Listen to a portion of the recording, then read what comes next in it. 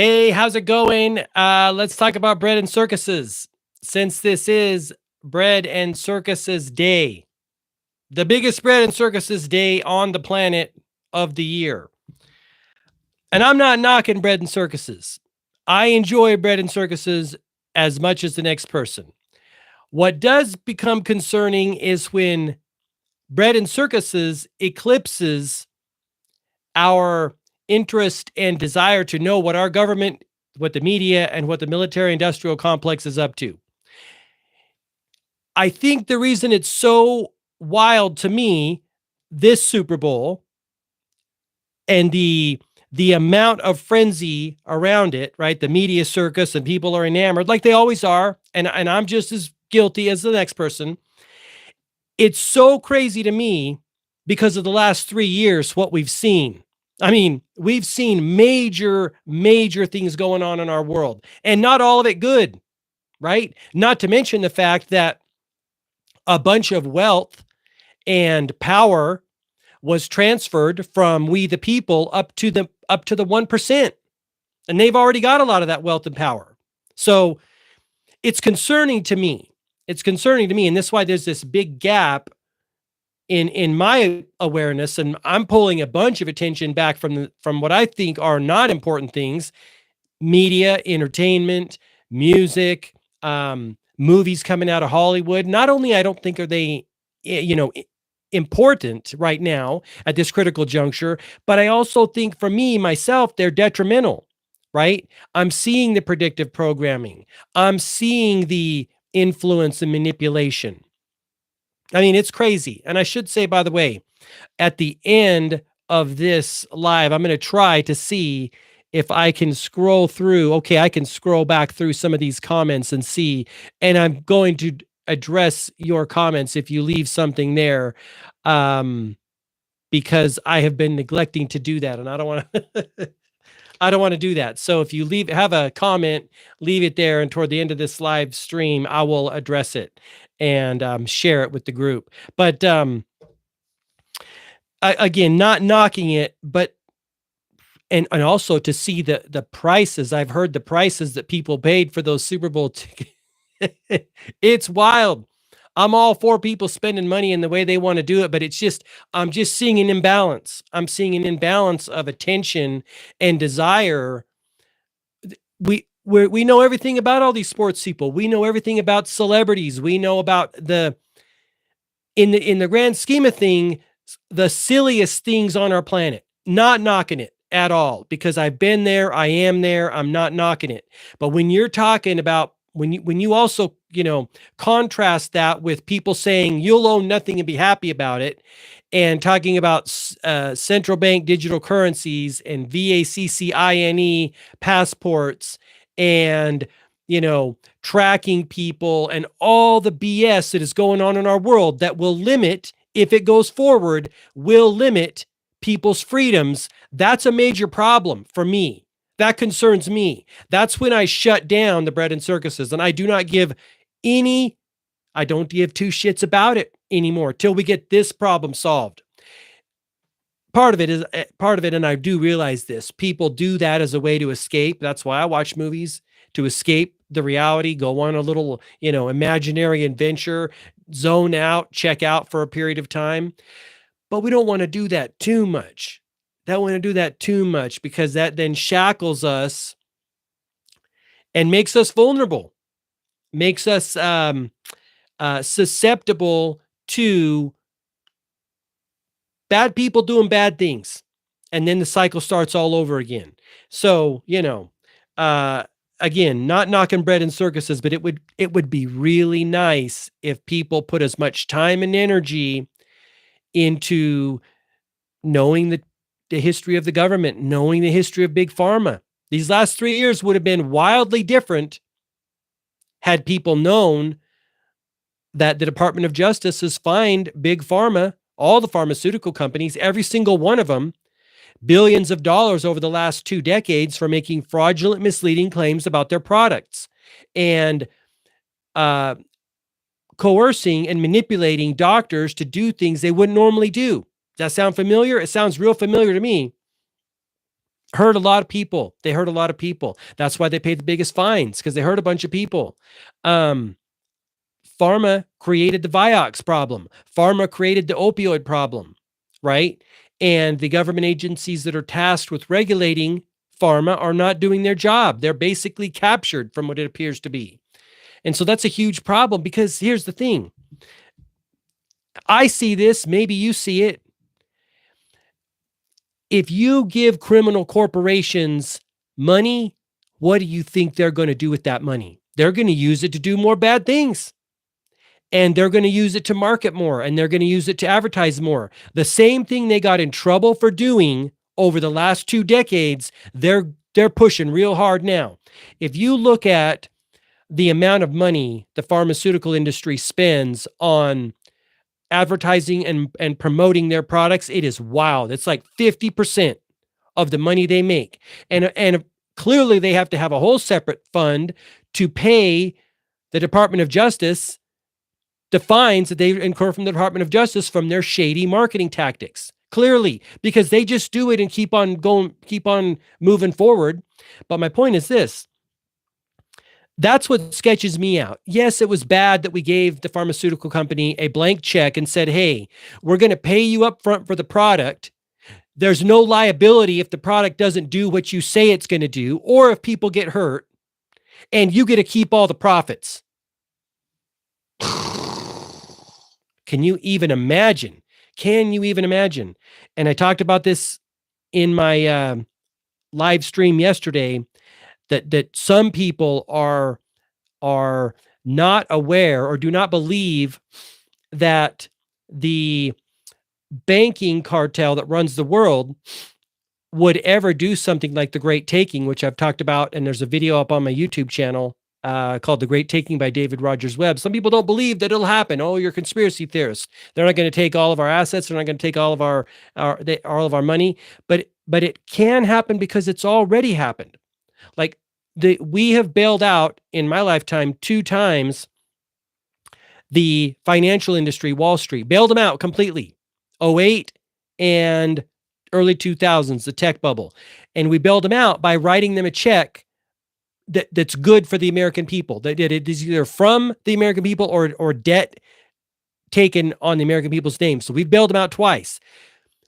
We already gave Big Pharma a big fat check with no strings attached in 2020, right? That is wild, especially considering their track record. They haven't earned it. Wall Street didn't earn it, and neither did Big Pharma earn it. So I look around, and if I see people that are not concerned about the future of humanity and the corruption that is, we've put fuel on the fire, the corruption fire in our world. I see people that aren't concerned about it. I just explained to them, we've already done it. What do you think is going to happen the next time?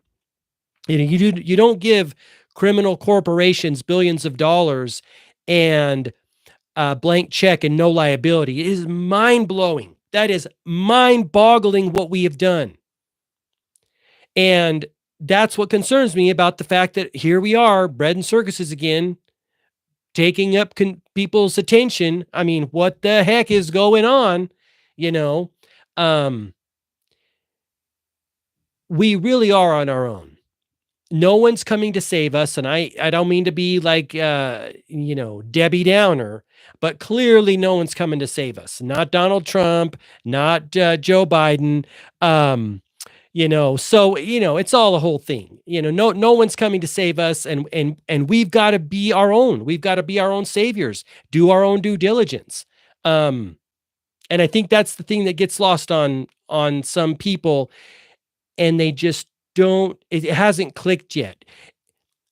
It may not click until enough pain happens to wake them up. And that's the realization that I have, quite frankly, a lot of times too. Pain is the great waker-upper. Sometimes it always happens too late. It's better to avoid the pain by being, knowledgeable and doing our own research than to let things get out of hand, and then it's too late oftentimes, right? It's easier to conserve something, or it's easier to prevent something than it is to fix something. What is it? An ounce of prevention is a pound of cure. That's always been my motto. And especially nowadays, right? The more knowledge and intelligence we can acquire about what our government's up to and what they want to do, the better off we're going to be moving forward into the future. So, that's my 2 cents.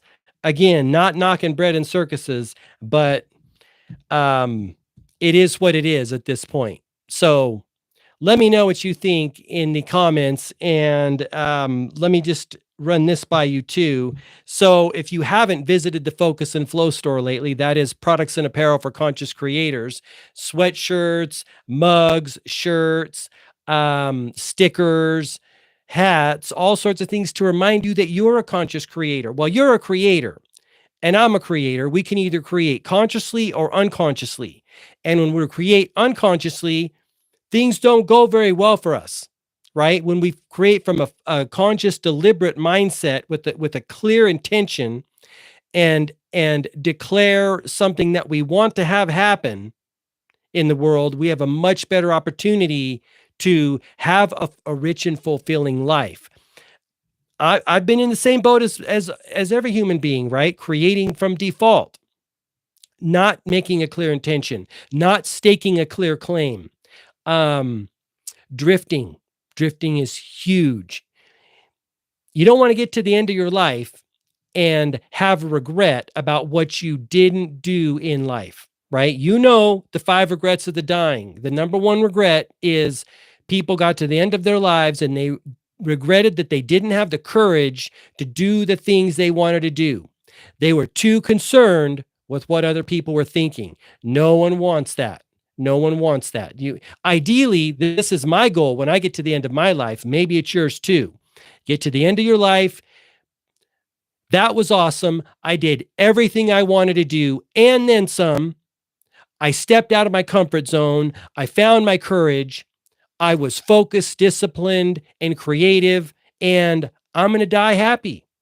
That's what I want.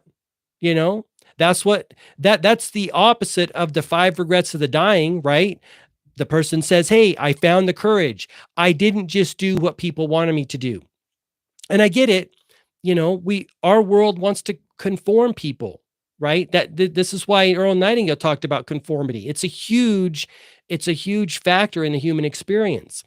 And that is also synonymous with herd mentality. It's difficult to stand up and do something different than the herd / the majority. I don't use herd in a negative way, by the way, than the majority / herd is doing. It's difficult. I didn't want to tell a lot of people in 2021 that I wasn't going to get the thing, because at that time there was a lot of momentum toward getting that thing.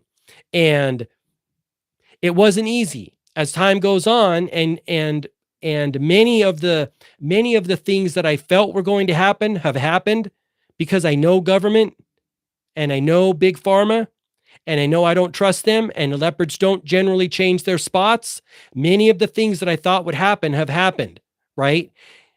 Their track record wasn't great, and I knew enough, plus there was some intuition going on and some assistance from the other side. That's all I can say, because I just was like, I don't want any part of it. It wasn't a hard decision for me, because I know what their track record is, and I haven't trusted them or liked them in a long time. So for me, it wasn't a hard decision. It was instantaneous, quite frankly. I was like, oh, you care about us? You don't care about us. You don't care about us when you're sending our tax dollars to Wall Street and buying bombs to go kill people all over the world. You don't care about us then. Government never listens to us. They don't need anything from us. That was what was a huge red flag in 2020. I was like, what is going on here? This is a bizarre situation. They never ask us for anything. They do exactly what they want to do. They do as they please. They tell us, Obama told us, hey, I got to take your tax dollars and bail out Wall Street. We've got to do this.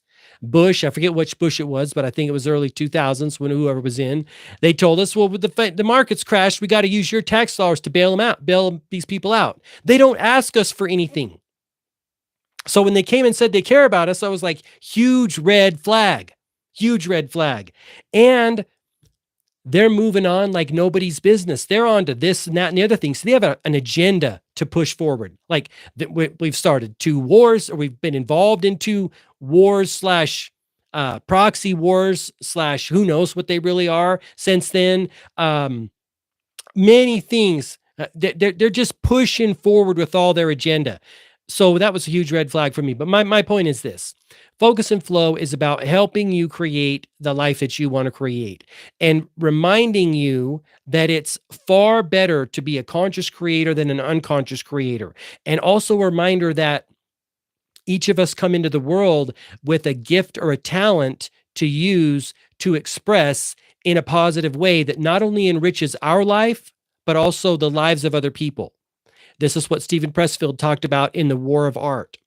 Doing your thing in the world is super, super vital for everyone. And that's what Focus and Flow is about. So you can check it out at focusandflow.co. All those different types of things to remind you to be a conscious creator.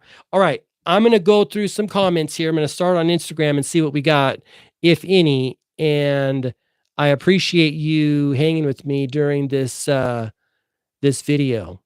And thank you to all the people who have joined. I appreciate it. Hello, Michelle. Thank you. Yes, I do appreciate you guys a lot. Oops, didn't mean to do that. Come on. All right, let's see what we got on. Let's see. So I had this. I know you have a 6-pack under that jacket. Yes, maybe. I saw you last week and I didn't do anything but stare. Okay, or you didn't do anything but stare. I like to stare. Yes, let's talk about Palestine. Yes, it's a mess. It's a sensitive subject. I get it. It's triggering, but we gotta say what's on our heart. And I think there's some major bullshit going on over there. I think Gaza looks like a major shit show. And I'll tell you something. And I don't know why more people aren't talking about this. At the time, I don't want to go back to 9/11, but I'll tell you this. If I was living in Israel, I'd be far more concerned about the fact that my government failed me miserably on October 7th. And I don't want to use the word allow, but maybe that's the right word. Government's tasked to take care of the people and protect them. And let's do it this way. WTF happened on October 7th. Absolutely horrific. I'd be more concerned about that than their agenda to wipe from the face of the earth what appears to be a genocidal situation going on over there. And I am not knocking what Hamas or the people that were attributed to Hamas is doing. This is what's been so frustrating the last number of months, is that people lose their shit when you question anything that Israel is doing.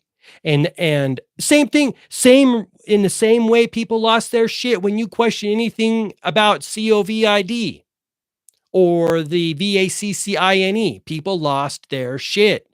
And you cannot have an open dialogue and a discourse and positive interaction with people losing their shit. Like, there's some questionable shit going on over there in Gaza. And it's my understanding that Israeli people are even questioning what their government's doing. How could they not?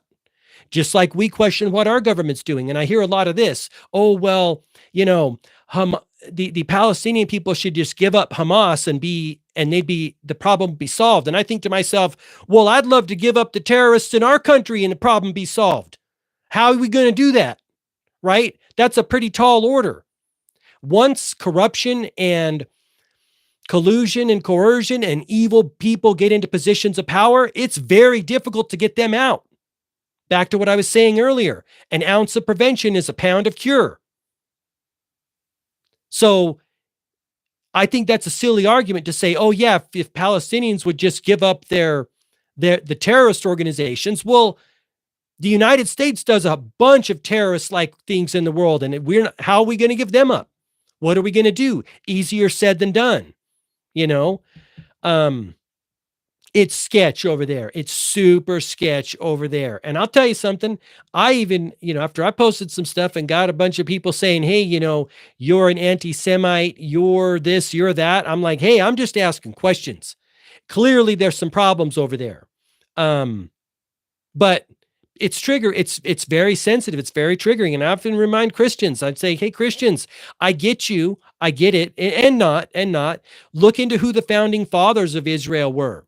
Right? Look who financed that country. Look whose pictures are all over the Supreme Court there. Look what kind of art they commission. Look what kind of parties they throw. Super sketch, right? Watch the documentary at stopworldcontrol.com/Israel. And I also make a distinction between Jewish people and Zionists. As I look and discover on my own, doing research on my own, and I find a bunch of rabbis saying, hey, yeah, what they're doing in Israel is bad for Jewish people and Palestinian people. And it looks like it is, because it just creates this animosity and tension in the world. And if you research the people who founded Israel and why they founded it, and I'll give you a hint, the Rothschilds are behind everything Israel is and does. If you research what they're about and what their mission in life and who they really are, and also research Albert Pike's letter to Mazzini, written in 1871, I believe, they want the tension, they want the fighting. Remember, these people finance wars, right? They profit when shit is real bad. They want chaos. They want destruction. They want confusion. They want people fighting with themselves because they make money off of wars and conflict. And after the dust settles, they come in and clean up and clean house and reap all the spoils, while moms and dads send their children to go fight in bullshit wars, right? Under the auspices of, oh, you're fighting for freedom, or, oh, you're fighting for this. It's all a bunch of bullshit. It's all for private central bankers to make a bunch of money.